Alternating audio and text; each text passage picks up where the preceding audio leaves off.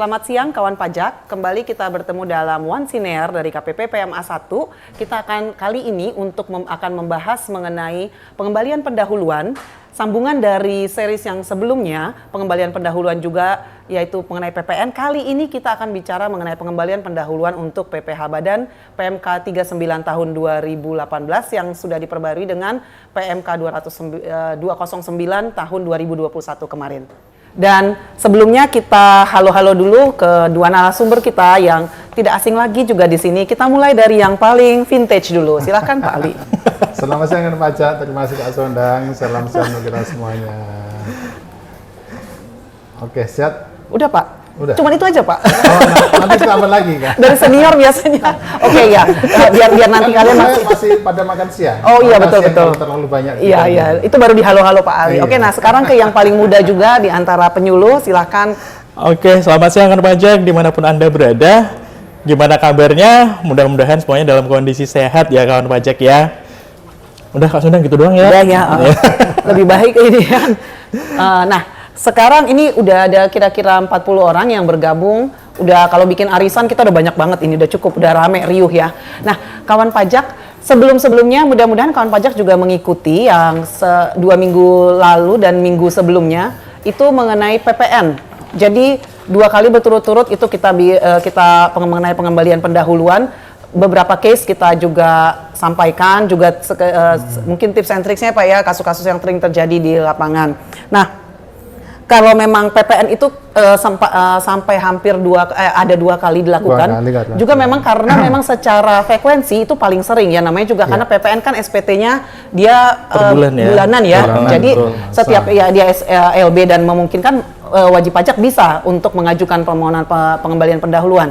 Sedangkan kalau SPT Badan ini ya namanya juga SPT Badan itu ya tahunan, annually. Nah yang paling sering itu ya di masa-masa ini, di masa-masa terakhirnya batas pelaporan SPT tahunan. Ya. Nah, karena ini Pak Ali seperti biasa, kalau misalnya kita meskipun ini ringan-ringan, kita mau bicara sedikit mengenai dasar hukumnya atau sebenarnya dari latar belakangnya apa sih Pak Ali untuk mengenai pengembalian pendahuluan ini yang PPh Badan. Oke, terima kasih. Kita nggak usah tegang ya. Oke, kan pajak. Salaman dulu Pak Ali. Salam menikmati atau menemani makan siang Anda semuanya. Ini adalah episode ketiga untuk series PMK 39 ya, sebagaimana diganti dengan PMK 209 tentang mekanisme pengembalian pendahuluan. Mungkin sedikit saya singgung ke belakang bahwa latar belakangnya adalah ini ada 2 ya. Kalau kita Badan ada kriteria tertentu dan persyaratan tertentu ya. Gitu. Pertama adalah untuk kriteria tertentu itu kita pingin bahwa kepatuhan wajib pajak itu bisa dijaga. Otomatis di sana syaratnya lain sangat rigid sekali. Kalau syarat tertentu adalah untuk membantu likuiditas perusahaan. Apalagi kita tahu bahwa lahirnya PMK ini di saat pandemi kan. Iya, fresh money ya Pak ya, enak banget fresh money. Jadi bagaimana kita sebagai Kemenku dalam DJP ada sebagai semacam ya tetap analis kebijakan fiskal ada kan. Di sana ada bagaimana penerimaan dan pengeluaran itu. Jadi mungkin satu sisi kita mengeluarkan atau kehilangan pendapatan negara, tapi sisi lain ada multiplier effect setelah ada efek penambahan modal di masyarakat itu. Tujuannya adalah yang jelas tadi mendorong investasi dan juga pembiayaan usaha melalui percepatan modal yang diberikan oleh atau yang didapatkan oleh wajib pajak, karena juga itu bukan pajak yang seharusnya terutang untuk dia kan itu kan itu. Yang kedua adalah meningkatkan peringkat EODP ya. Easy of doing business, mempermudah bagaimana bisnis itu dijalankan di Indonesia. Betul. Yang ketiga adalah yang paling penting adalah mendorong pertumbuhan kegiatan usaha, karena di sana bahwa persaingan usaha itu lebih bagus dan juga kemudahan dalam berusaha bagi wajib pajak maupun dalamnya adalah pengusaha kena pajak. Kalau PKP kita ngomong tentang PPN, tapi kalau pengusaha kena pajak kan bisa non PKP juga kan itu. Mungkin itu sebagai Kak Sondang. Terima kasih Pak Ali untuk highlight-nya ya, itu jadi bisa memberikan gambaran kepada kawan pajak juga atas mengenai fasilitas ini. Nah, disebut fasilitas ya tandanya itu ya berarti kan dapat diberikan ya, dapat diberikan. Jadi sebenarnya ini kalau dibilang kalau fasilitas itu kalau seperti apa sih kata dapat itu ya tadi itu sesudah memenuhi syarat akan tetap ada pertimbangan-pertimbangan sehingga apakah ini diberikan atau Tidak begitu Mungkin ya. sedikit saya tambahkan, Oke, Pak. sebelum Banyak kita ya, nggak masuk apa-apa. pada inti materi. Tolong nanti ya, kalau kepanjangan tolong dipotong matanya. Saya yang potong, Pak. Oke, Pak Ali semua juga nggak apa-apa Pak Ali. kan tadi ada dua ya. Tadi kopinya belum selesai. Oke, kita sedikit lagi. Tadi kan ada kita kan di KUP kan pasal 17C ya, untuk kriteria tertentu itu kan tadi dikatakan bahwa di sana tujuan adalah menjamin tingkat kepatuhan wajib pajak. Iya. Otomatis kalau kita ngomong tentang DJP dan self assessment, ada kita masalah SPT. Iya. Karena kunci di SPT kan? Iya, Pak. SPT kan alat bagaimana wajib pajak itu melaporkan, menyenturkan, melaporkan apa yang telah dia lakukan selama setahun itu. Ya, dan cara DJP membaca wajib pajak iya, ya jadi itu tadi itu ya. yang jelas SPT harus tepat waktu penyampaiannya, dan di sini lumayan level tinggi, 3 tahun tidak Iya. boleh harus dimasukkan. Kemudian juga SPT masa Januari sampai dengan November itu harus juga tepat waktu, dan juga tidak ada keterlambatan. Nah, ini kan Keterlambatan apa itu Pak Ali? terlambat penyampaian SPT masa ya, walaupun ini SPT masa otomatis kita ngomong PPN ya, walaupun ini kan globalnya dulu kita sampaikan ke apa itu. Yang kedua adalah tidak mempunyai tunggakan pajak ya, apalagi kita tahu bahwa ini harus dibuktikan dengan kondisi akhir tahun sebelum pelapor menjadi katakan SPT tahun 2022 kan kemarin kan Desember 2022 ya kan. Iya. Itu harus kecuali yang ada SK penundaan dan Pembayaran. atau angsuran itu pun Angsurannya. juga lumayan rigid juga. Di sana juga nanti ada jaminan segala macam ya, mungkin kalau teman-teman yang kawan pajak yang pernah mengajukan penundaan atau mungkin juga angsuran itu bisa tahu di sana. Kemudian juga yang ketiga adalah laporan yang diaudit. Nah, dan ini juga harus WTP dan juga selama 3 tahun berurutan. Jadi tidak boleh lubang-lubang. Ini mungkin yang poin ketiga ini yang cukup lumayan levelnya sangat tinggi kan. Iya. 3 tahun diaudit WTP dan juga oleh akuntan publik atau lembaga pengawas pemerintahan, dan juga laporan keuangan yang itu dimasukkan dalam setahunan. Dilampirkan maksudnya Dilahirkan. ya? Jadi 3 tahun WTP oleh auditor yang independen, yang diakui, yang jelas dia punya izin. Kemudian juga dilampirkan dalam setahunan. Yang keempat adalah tidak ada tindak pidana di bidang perpajakan selama 5 tahun. Iya. Itu tadi yang ini adalah untuk pasal 17C ya. Iya, Pak. Perusahaan tertentu. Kemudian yang saya tambahkan sedikit lagi yang untuk pasal 17D yaitu tentang perusahaan tertentu itu, ini ada semacam perubahan. Nah, ini kan kita PMK 209 ya. Perubahan Iya, Pak. PMK 39. Pertama adalah ini ada 4 klasifikasi. Untuk WPOP itu dia yang tidak pekerjaan bebas, artinya dia mungkin karyawan, tidak ada pembatasan jumlah LP-nya.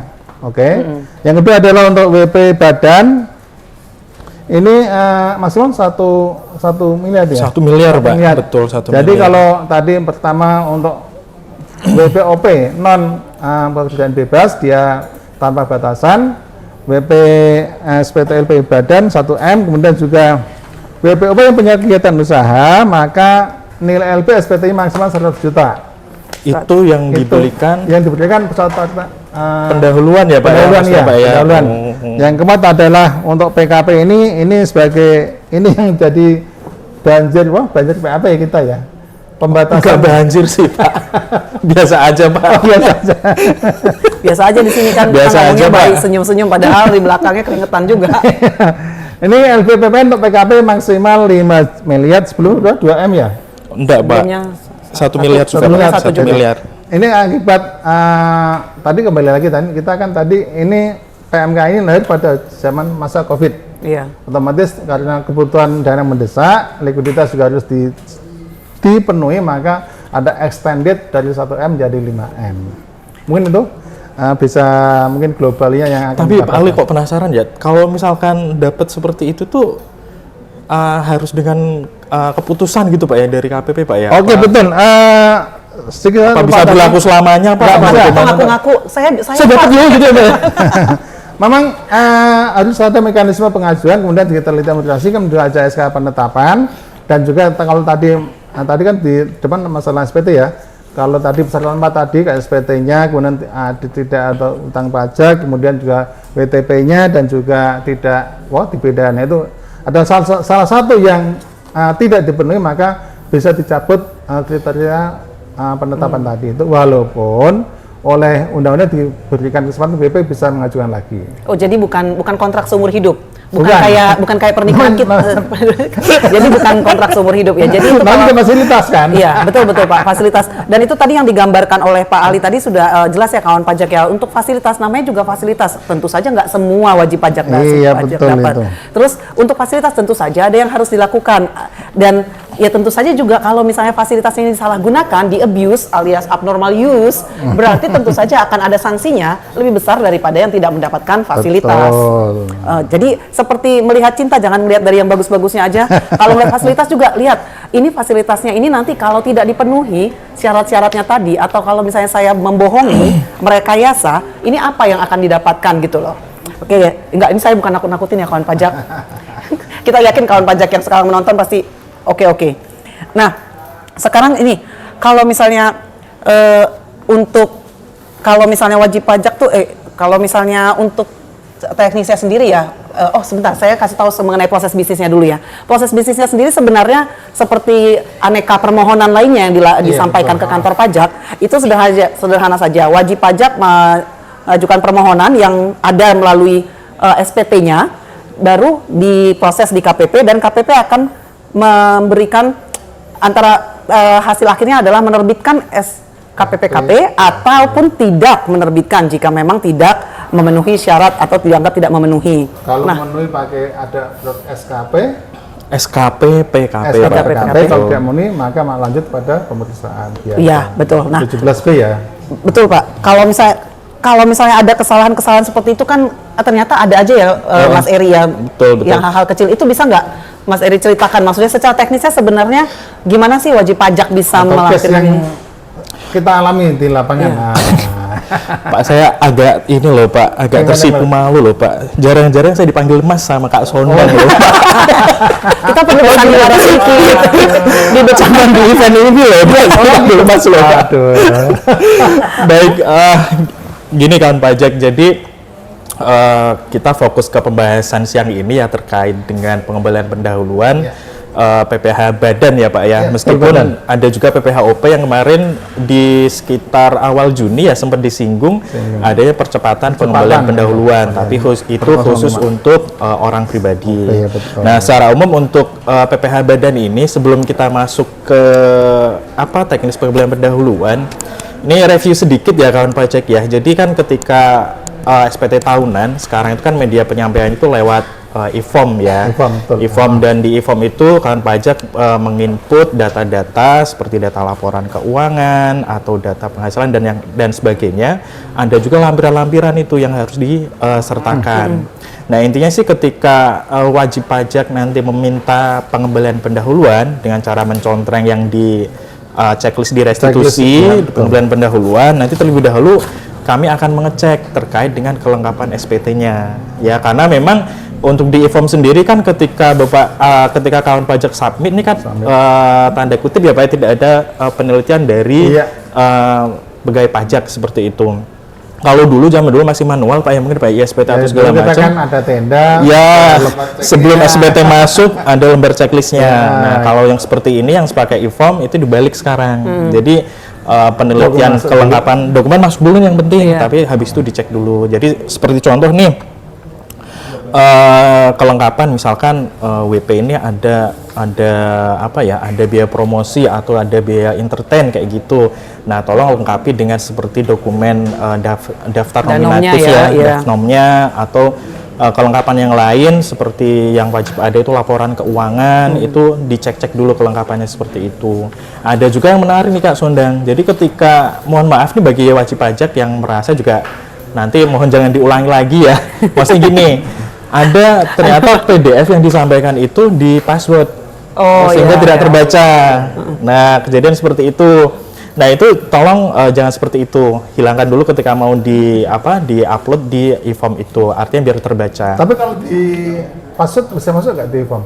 Masuk Pak, tapi nggak bisa dibuka. Nggak bisa dibuka, nggak bisa dilihat Pak. Artinya udah lembaran putih gitu aja. Jual Pak. mahal banget sih ini niatnya mau ngasih tahu lagi. Artinya kalau seperti itu kejadian seperti itu Pak, bisa jadi nanti akan diterbitkan permintaan kelengkapan SPT. Ya, jadi. Artinya kalau nanti tidak dipenuhi ya mohon maaf, Tapi SPT nya dianggap tidak disampaikan. Tidak langsung bikin semacam checklist kelengkapan ya. Ya itu tadi, cuman Itu tadi, sekedar Pak. luar-luarnya istilahnya. Betul ya. Pak, Jadi, tapi tidak bisa ngecek sampai dalam. isi dalamnya ya sebenarnya karena dengan sistem kita yang self assessment itu kan dianggap wajib pajak sebenarnya untuk hal-hal Iya. itu Iya, tahulah, betul, udah bisa betul, lah ini betul, juga, betul. gitu. Nah, setelah tadi dipastikan lengkap, proses akan kita lanjutkan. Apakah di SPT itu kalau di induk yang di nomor 13 itu kan pajak itu kan ada kelebihan ini mau diapain nih? Direstitusikan. Apakah restitusi dengan pengembalian pendahuluan atau tidak? Seandainya kawan pajak memang ingin memanfaatkan pengembalian pendahuluan ini, itu mutlak ya kawan pajak ya, artinya checklist restitusi plus checklist pengembalian pendahuluan. Dua-duanya. Dua-duanya. Karena inilah sebenarnya permohonan Ya, ya ke kita itu ngasih tahu, betul, aku minta betul. pengembalian pendahuluan itu Betul. dengan cara menyentrang itu, bukan Betul, masukin surat. betul. Nah, gitu. Betul. Kalau tidak dicentrang otomatis Ya. Dianggap tidak ini ya. dianggap normal. Dianggap gini Pak, kalau memang jadi gini Pak, nanti mungkin ada dua kondisi ya Pak ya, Iya. yang kebetulan pernah ditemui juga kayak gini. Nanti kawan pajak bisa cross check juga dengan aturan juga Pak ya. Nah, nanti ada implikasinya nih. Jadi kalau seandainya checklistnya cuma restitusi nih, berarti WP ini artinya minta pakai proses pemeriksaan Pak, 17B. 17B, iya. Tapi kalau seandainya ada LB tapi nggak di checklist semua, bisa jadi maksudnya Maunya apa sih? maksudnya nanti kalau kejadian seperti itu ya sudah artinya diproses pakai dengan pasal 17. Bukan 17 pasal 17. Nanti bisa cross check apa yang membedakan antara 17 ini 17B. Nanti kan pajak bisa cross check di undang-undang KUP. Ya, seperti itu. Artinya ya sama-sama kita penuhi semua ya Kak Sundang ya, Pak Alim. Oke. Mungkin itu Kak Sundang. Nah ini Mas Eri juga, kalau yang waktu di PPN kan itu kan ada permintaan selisih ya, maksudnya. Jadi seperti kawan pajak, mungkin untuk kawan pajak yang juga udah sama-sama tahu, kalau misalnya gini, LB-nya mengakunya, maksudnya yang sudah ditulis di yang di SPT adalah 10 miliar.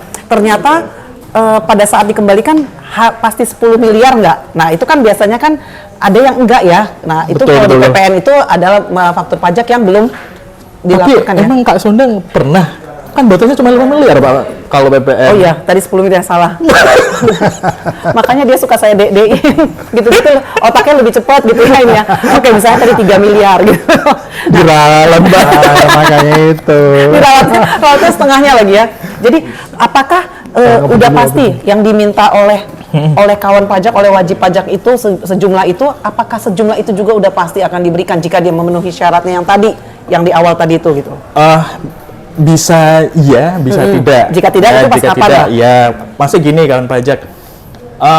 Ketika ada permohonan masuk melalui SPT yang disampaikan itu ya kawan pajak ya, artinya di KPP ini akan dilakukan semacam penelitian. Ada dua hal nih, ada penelitian formalnya, ada juga yang material ya. Kalau formal itu ya terkait ini apakah contohnya aja ya, WP ini apakah pernah dipidana atau tidak terkait perpajakannya atau iya betul atau kalau seandainya WP ini WP patuh seperti yang tadi disampaikan kriteria tertentu apakah capnya ini masih berlaku atau tidak misalkan seperti itu. Dicek juga apakah WP ini kriteria yang tadi misalkan terlambat nggak menyampaikan SPT-nya. Bisa jadi gara-gara itu malah nanti cap WP patuh atau kriteria tertentu malah dicabut malahan jangan-jangan seperti itu. Nah, ketika formal itu ya kayak tadi Mbak contohnya misalkan untuk yang badan nih, misalkan batas maksimalnya 1 miliar, ternyata ini lebih 1,5 miliar, iseng-iseng berhadiah kayak gitu kan. Dia nggak punya cap WP patuh, tapi ternyata LB-nya lebih dari 1 miliar, dia minta pengembalian pendahuluan ya nggak bisa. Ini masuk formal, udah nggak bisa nih. Nah, untuk yang material secara umum sih kita ngecek terkait dengan kebenaran penulisan, kebenaran penghitungannya, dan juga yang terakhir itu terkait dengan pengkreditan pajaknya ini. Nah, saya ambil contoh seperti ini. Pernah kejadian itu seperti ini. Jadi ada bukti potong, saya tak ambil tahun ini ya, tahun pajak 2022 itu kan disampaikan di tahun 2023 ya umumnya ya. Umumnya bulan Nah, 4. ternyata ada juga WP yang maaf ini tanda kutip nih bukti potong tahun pajak 2021 dimasukkan ke SPT tahun pajak 2022. Wah, iseng-iseng berhadiah Nah, lagi. seharusnya kalau memang itu boleh dimasukkan, harusnya pembetulan di SPT tahun iya. pajak 2021, jangan masukkan 2022. Atau mungkin nih pernah kejadian juga bukti potong final, contohnya dimasukin ke yang lampiran ketiga, itu juga nggak bisa seperti itu. Ya artinya penelitian kurang lebih sebatas itu, formal dan materialnya pun seperti itu. Artinya ketika itu tidak terpenuhi ya mohon maaf kan pajak, mungkin tidak semuanya pengembalian itu bisa sesuai dengan yang diminta oleh WP. Bisa jadi seandainya yang diminta batas maksimal sampai dengan 1 miliar, tapi ternyata yang diberikan cuma misalkan 900 atau mungkin 800, karena ada beberapa hal yang tidak terkonfirmasi tadi. Jadi seperti otomatis itu. kalau mekanisme pengembalian pendahuluan ini otomatis kita formal aja ya kan ya? Ada formal, ada material Pak, tapi mungkin tidak seperti Tidak di pemeriksaan ya pemeriksaan, Pak ya, nah. yang harus ngelihat apa Satu-satu mungkin ini jurnal apa segala macam, nggak sampai Kalau seperti formalnya itu. otomatis masalah SPT, Betul. dan juga tadi masalah apa dia berusaha atau tidak, Ya. buat tidak, kemudian juga masalah status SK penetapannya kan. Ya artinya ini Pak, mungkin Pak Ali mau ngingetin yang pos auditnya ya Pak ya, mungkin ya. Ya artinya yang sudah diberikan pengembalian pendahuluan kan pajak itu tidak menutup kemungkinan juga untuk dilakukan audit. Ya artinya ada pos auditnya seperti itu Kak Sondang. Karena Tadi, untuk memastikan kalau- ya. Betul. Wajib masukan gimana nih? Nah, kalau ternyata nih kan pajak ada selisih seperti yang tadi sempat disinggung, intinya sih baik PPH maupun PPN kan pajak ya, apabila pernah diberikan pendahuluan dan ternyata kan pajak memasukkan surat tersendiri untuk meminta selisih bisa. itu, intinya atau melakukan pembetulan SPT lah ya, mungkin ya pembetulan Iya, SPT ternyata iya. LB-nya nambah. Jadi bisa dua cara itu ya, minta kayak permohonan sendiri maupun pembetulan sendiri. Yang pasti SKP PKP yang sudah terbit nanti tetap diperhitungkan. Iya, diperhitungkan. Jadi jangan kayak 2 kali mintanya Ya gitu. betul Iya. betul. Ambil contoh misalkan SPT pertama LB-nya 500 nih Pak. Iya, betul. Sudah diberikan SKP PKP pendahuluan. Oke. Ternyata pembetulan ternyata jadi LB-nya 600. Nah, artinya nanti kan pajak harus perhitungkan juga yang 500 tadi yang pernah diberikan. Dan Seperti itu itu. mekanismenya dengan surat sendiri ya, pengajuan. Bisa pembetulan SPT-nya Bisa pembetulan Pak, juga, atau bisa surat juga. pembetulan SPT kalau yang kasus yang tadi barusan Pak. Oh Seperti iya itu. betul, kadang nih Oke. Nah, nanti kan pajak kalau mau detailnya, mau ngecek di aturan, boleh nanti cek di PMK PMK 39 yang tahun sudah 2018, ada perubahan terakhir itu PMK 209 tahun 2021. Jadi PMK 39 Betul. dengan PMK 20. Betul. Itu ada sampai bahkan formulirnya juga bentuknya seperti Betul. apa itu lampirannya jelas kok ya kawan pajak ya. Betul. Dan seperti yang tadi kita sampaikan, karena ini fasilitas ya sungguh kalau mau dimanfaatkan itu juga bagus, karena memang kan niatnya kan memang dari pemerintah itu untuk memberikan kemudahan yang ujung-ujungnya nanti kan untuk kebaikan kita semua para netizen ya. Nah, tapi kembali juga ingat bahwa ada hal-hal yang harus dipenuhi dan apa saja. Jadi kembali berkaca juga, ini sebenarnya saya pantas nggak dapat ini ya gitu istilahnya ya. Terus kalau pantaskan diri gitu ya nggak sih? Pantas nggak ada kira-kira Mbak? Pantas-pantaskan apa enggak? Nah, Kawan pajak ini udah ada sekitar 70-an kawan pajak yang join. Ini kayaknya pertarungannya akan kencang ya di kuis kali ini. Hadiahnya tetap 1 nggak ini? Tetap 1 ternyata kawan pajak. Aduh, atau 2 kan enggak apa kalau mengades 2 berarti 1 disponsori oleh Pak Ali kawan pajak. Bilang terima kasih Pak Ali. Nah, karena persaingannya sendiri ketat, ini kayaknya udah seperti war ticketnya Coldplay aja kalah. Oke, kita akan kasih pertanyaannya yang ya bisa pakai kecepatan jari lah, seperti kemarin waktu war ticketnya The Course atau Coldplay ya. Siapa nih? Siapa aja nih Kak Sundang nih? atau kita Banyak sapa nih. dulu soalnya. Yang nyapa Mas Eri aja gimana? Oh, karena mata saya. Banyak nih Pak Ali, ada siapa nih? Kita juga kita ya. Risna Martin, ada Anggun, ada Anggun C. Sasmi. bukan. Lihat kamera. Ada juga siapa nih? Karuna Devi. Amelia Hakinen. Wih, saya tuh Cantik nih orangnya. penasaran yang namanya Sonia Mbak, saya Mbak. Oke, ini ada. siap ya. Ini ada nih, Kak Sona aku padamu. Ah, ini Ah, saya iya, nih, kita Kak udah Sona. tahu lah Pak yang begitu biasanya umurnya di atas 45. Oh gitu. Jadi kawan pajak, siap-siap kuisnya udah bisa sekarang? Deh. Oke. Pertanyaannya adalah apa sih tadi? Tadi kayaknya kalau Mas Eri ngasihnya maunya yang susah. Bukan susah sih, Ya susah udah, saya menyebutnya. gampang aja deh. Dah, sekalian. Ini kawan pajak mudah-mudahan familiar dengan KPP PMA 1 ya kan pajak ya. Iya dong. Pertanyaannya simple aja nih kawan pajak. Apa warna dominan dari KPP PMA 1? Ya. Kalau yang nggak pernah datang nih gimana nih? Warna gedung boleh. Kunjungan lah ketemu Mas Di Fajar. TPT. Ada juga di sini saya kasih tahu kan pajak. Ada namanya Udah ada Chandra jawaban belum? juga. Udah ada jawaban belum? Salah satu yang paling terkenal nih kayaknya. Dijawab nggak nih? Ada yang jawab nggak? Coba dicek dulu. Nanti yang milih siapa? Adminnya. Ada nggak? Coba dicek dulu.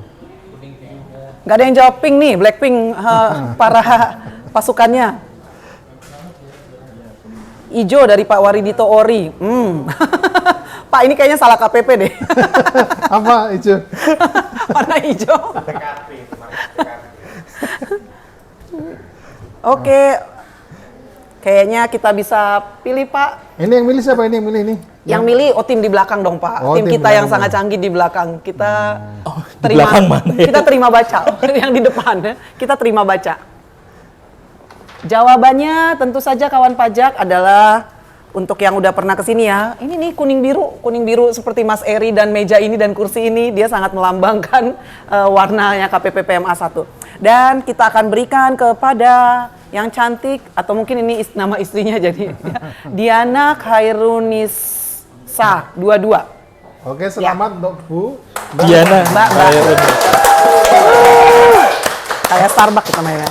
Oke, terima kasih kawan pajak untuk mengikuti acara mengikuti One Senior kita. Mohon maaf jika ada kekurangan dan kita berharap semoga apa yang kita sampaikan tadi memberikan tambahan informasi bagi kawan pajak. Sampai jumpa di One Senior berikutnya.